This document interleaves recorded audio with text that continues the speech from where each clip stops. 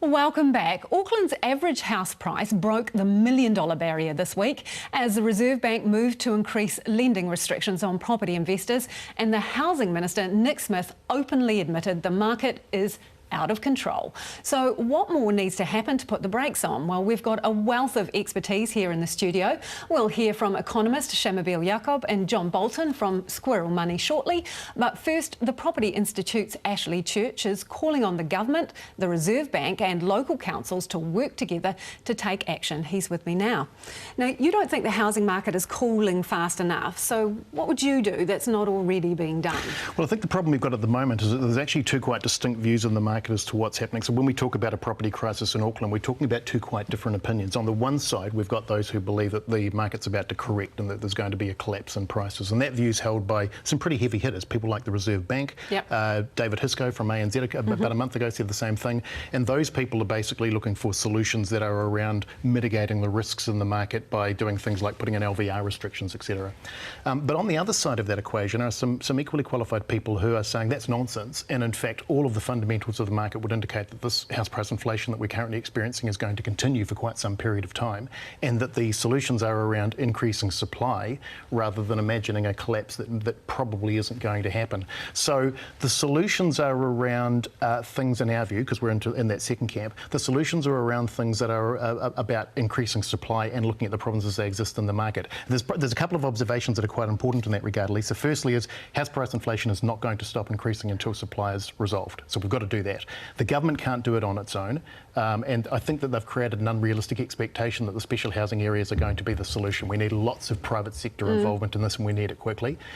Thirdly, property investors are not the problem. They're just putting their money in the wrong place. We need to redirect that money into the construction of new dwellings. And fourthly, and this is a political issue for both the government and the Labour Party if they take the wheels of power next year, we've got a generation of kids who can't buy a first home because the restrictions that have been put in place by the Reserve Bank have made it very, very difficult for first home buyers to buy property. So in that respect, what are the specific things you do to meet those problems head on? So in relation to the first one, I think there's actually a pretty easy fix in regard to that, and that's the first home buyers, and that's simply to remove the LVR restrictions in their entirety. So no minimum deposit requirement. It's up to the bank to decide. Well, it would be up to the bank, and so and incidentally, that's the situation that prevailed up until about 3 or 4 years ago. So the bank could, if the bank's actually allowed some people to enter the market with a 5% deposit, that wouldn't solve the problem completely, but it would allow a large chunk of the people that are currently closed out of the market to get back into it. Now that wouldn't put an undue impost on the market because there's not enough of those people to have too much of a fundamental effect on it. Okay, and what about investors then? So investors, two things that we think should happen with investors. Firstly, in fact, this happened this week. It's interesting how these things transpire. We've been talking for the last year or so about removing the LVR restrictions again in their entirety on anybody, including property investors, who was prepared to invest in new property, either buying new property or having it built. And the Reserve Bank has the Reserve Bank's just done it, which is fantastic, although it's interesting the way that they've done it. Because but you think there should be a second stage to that, We think there should be a second stage. Which is? The second stage is to increase the LVR restrictions on anybody who's buying existing dwellings. Sorry, property investors that are buying it. To what? Well, to what? Because you've got quite a juicy figure, haven't you? Well, you're thinking what? 60, 50, 60, even 70%. Anything that's going to basically send a strong, clear message to property investors: do not buy existing dwellings, start buying new dwellings, because that's what the city And what needs. about people who are stockpiling land bankers? Good question. So stockpiling at the moment's a problem, and stockpiling relates to both individuals, mum and dads, who are subdividing sections and creating a new section and a bit of equity, right through to large-scale investors. That's got to be freed up, and in fact, for that first part I just talked about to work, you've got to have that land in place. It probably needs to be council. Double, treble their rates. Whatever you need to do, give them a time frame. They've got that power now. They've got that power now, Ashley, and they're not using it. So why aren't they? I think they're not using it. Well, right now they're not using it because there's an election coming up. So I guess the time to do this would be immediately after an election where they've got 3 years to get over the shock of doing it. But the impact of doing that would be to send a very clear message to the market: if you don't develop within 12 months, you're going to have an impost on your rates. That would get people actually either choosing to do something with that land or selling it on to somebody. Let's bring the others into this conversation. Shamabeel, getting rid of deposits for first-time buyers, you know, LVRs there, isn't that just encouraging young people to leverage themselves up to the hilt? It's not only that. When you've got average price of $1 million, it's not going to matter what the LVR rates are. You're not going to qualify to get a mortgage anyway. So first-home buyers are completely buggered. in the current market, regardless of what you do with LVRs. The problem is house prices are too high. You got to fix that, and to do that, you have to build houses. For poor people, you got to build lots of social houses. 3,000 over 3 years is not enough. And certainly, in terms of investors, we need to do the stuff on stamp duties. We need to do stuff on capital gains. We need to do the stuff around negative gearing. It's the structural stuff. But LVRs of 70 to 80% for people who are buying investment properties, won't that turn toes up and send people packing? It will certainly have an impact, but also if you look at the numbers, and the key numbers that QV's done, is that there's quite a lot of cash buyers when it comes to investors. So the impact is going to be moving the market more in favour of investors who've got lots of money and lots of assets. But the fundamental problems don't go away. So these are things that are cyclical and managing the cycle. The reality is that the big thing is we have to restrict the amount of lending that's going on in the economy. So the regulation of banks has to be much harder. They have to hold more capital. Last year we lent $14.5 billion in new mortgages. That's far too much. It's the record highest ever. Actually, that's a good point. I mean, I think it was CoreLogic that said 25% of Auckland property investors were just walking in with the cash. It's not LVRs aren't going to have anything impact on them. That's a very good point, and that's a bigger issue. And Shamabill's right. That's probably going to require legislation. But with regard to the first point, Shamabille, I actually agree with him. I agree with him with regard to some of those points. But there are two things. Firstly, if you're going to build these properties, the money has to come from somewhere, and it's clearly not coming quickly enough from those who are just buying a dwelling to occupy. Property investors have demonstrated that they have large amounts of cash that they can spend. If we push them into this section of the market, we're going to get the construction that require. Secondly, the other thing I disagree with the other point Shamabille made was that there seems to be an assumption that if we do the sorts of things that are being talked about, this is going to lead to a decrease in house prices. I simply cannot see that happening. What we might be talking about is a reduction in house price inflation. Well, but the evidence of the market over the last 40 years is that that does not happen. That's BS. That's absolute BS. You look at the data relative to prices, column in stuff today, go read it. You look at the data in terms of international evidence, you look at house price cycles. You know, if you tell me that you can predict asset prices, please go and start up a business that invests in them, because the reality is that... Let's bring John in on this. What's your take on it? Because do you actually want the housing market to cool? I mean, you're in the mortgage business. It's your bread and butter. Oh, look, that's a question I always get. I'm not really interested in increasing house prices. It's kind of bad for the economy. The volume of house sales has actually been dropping. It's dropped 20% year on year, and it looks like it's probably down another 15 or 20% in the last 2 or 3 months. So the reality is, you know, for my business, it's much more about turnover than increasing house prices. You know, look, I think the interesting thing is what's happening with the Reserve Bank. My concern is that they've actually tightened too much. But that's not obvious yet because we spend so much time looking in the rear vision mirror. You know, house prices are hitting $1 million, but the problem those statistics have a lag, don't they? Well, they do, and the problem was 1 or 2 years ago, and we didn't deal with it at the time. And look, that's going to continue to flow through in house prices in the short term. I think the big driver of that is actually a lack of velocity. The thing that happens in our market is that when people get nervous and they sit back on the fence, they literally step out of the market. So in the short term, you're not going to get a price correction because the reality is that there's no forced sale situation.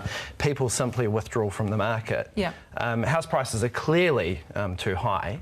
But there's nothing in the economy at the moment that's going to correct that. But that notwithstanding, you know, generally it's a global type event that triggers a correction. I think if you look domestically, there's nothing here domestically at the moment. Well, can I ask you what you think would be an appropriate price range here? Because we're talking at the moment, 10 times the average income in Auckland, and the former Reserve Bank economist Arthur Grimes, he said, lower 40%. Crack it down 40%. What's a realistic figure in your view? In terms of average house prices in Auckland. You know, if we're talking about a levelling off here, where should we be levelling off to?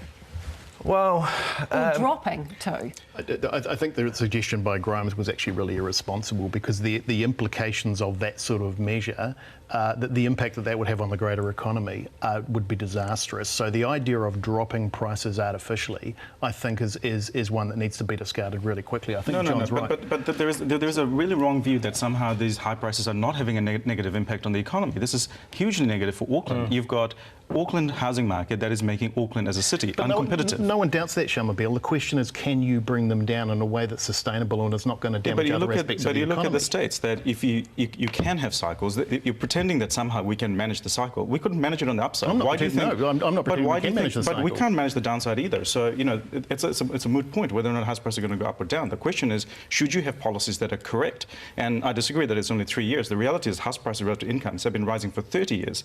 This is a crisis that's been building for many decades. So these are structural problems. It's a global problem, though. You know, it's specific to certain markets. It's not a global problem for everybody. Fundamentally disagree. The implication there is that we can somehow just pull levers and prices will go up and down. That's just nonsense. That is just nonsense. That's what you're saying. What do you want to achieve with those things? Oh, to slow down. End goal? To slow down house price inflation as quickly as possible and get to a point where property prices do stabilise because supply has been met, and that's got to be the solution. So Nick Smith talks about single figure inflation house prices. Yep. Is that what you're talking about achieving? In the short term, yes. In the medium term, get them down to a point where they're not moving at all. And we have long periods of that in Auckland. We have periods of 5 or 6 years where property prices don't move. So that is achievable, but you're only going to do that, Lisa, if you increase supply. Well, Shambil, yeah, the government has consistently told us the problem is supply related, driven largely by poor local body planning. So how many decades do we have to wait for incomes to catch up? Right, so what we're talking about is policies that are so screwed up that it's not working, it's dysfunctional. So when it comes to the supply of housing, the unitary plan's gone through. Now we have to build the infrastructure to be able to build the houses, and we have to reform the local government funding side of things because Auckland Council can't build infrastructure to build the houses.